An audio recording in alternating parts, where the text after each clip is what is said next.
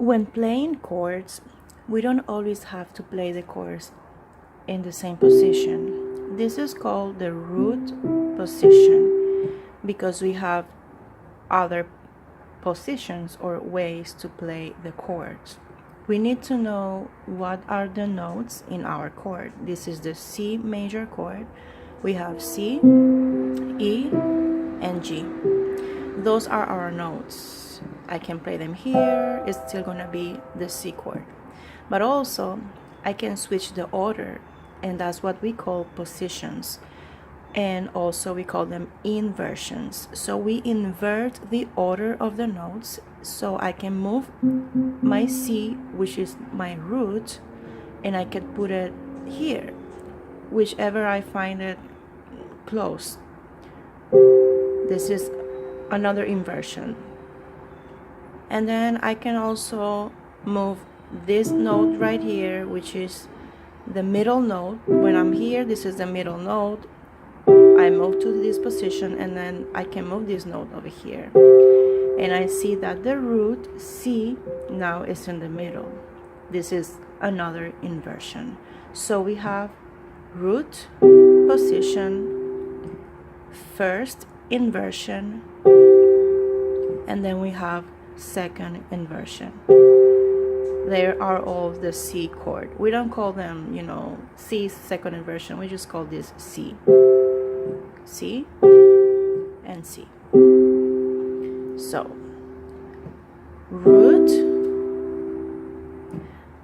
the first inversion moves the root to the top. Root on top, first inversion. Second inversion, root in the middle.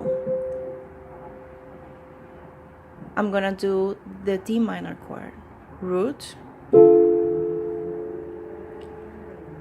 first inversion, root on top, second inversion, root in the middle. So this F, I'm gonna move it up here.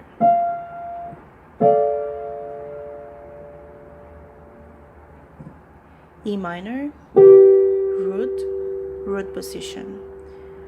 First inversion, root on top. Second inversion, root in the middle.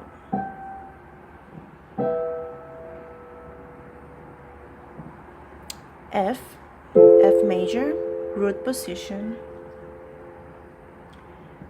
First inversion, I'm gonna move the F to the next F on top. Second inversion, I'm gonna keep the F in the middle. So I'm gonna move the A over here. Second inversion, root in the middle. And that happens with all of the chords. Root, first and second. When I'm playing any chord in my left hand, and when I'm playing the notes in my left hand, I'm gonna keep the root, so I'm gonna play the C chord with the C in my left hand. If I change the inversion, I'm still gonna play C. This time I'm moving the inversions down. So I started up here. This is root position. Now this is second inversion because it has the root in the middle. So I'm here. And now this is first inversion because it has the root on top. But with my left hand, keep playing C because that's the chord I am playing, the C chord. The inversions, I'm gonna apply it to my right hand only.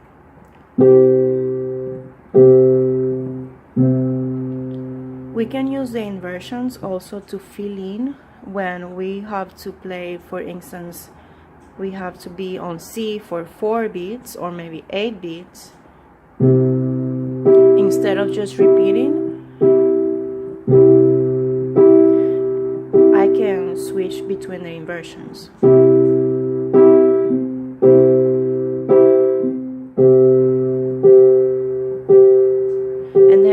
change.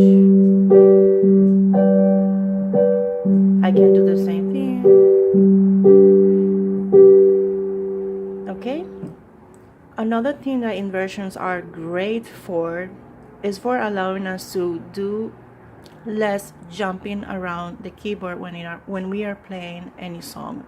So if my song has the chords C, F, G,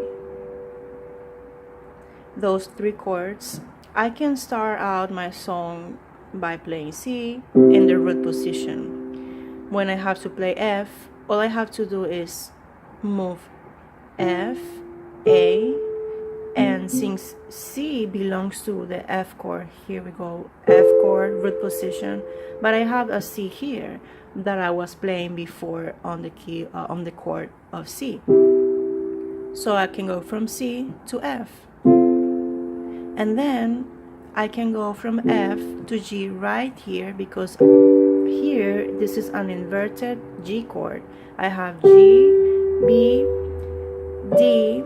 This would be the chord in root position, but this D, I have it closer here, so I'm just gonna play it here. So look how I can play C, F, and G without having to make this movement that we've been doing so far. These two are close, this is not a problem, but sometimes you want a different sound, right? You want this sound and this sound instead of this sound. So you do it 1, 2 for proximity, you know, so that you don't have to jump around the keyboard so much, and also for just taste, you know, because it sounds better this way than this way in any particular song. So those are your inversions, and they're great.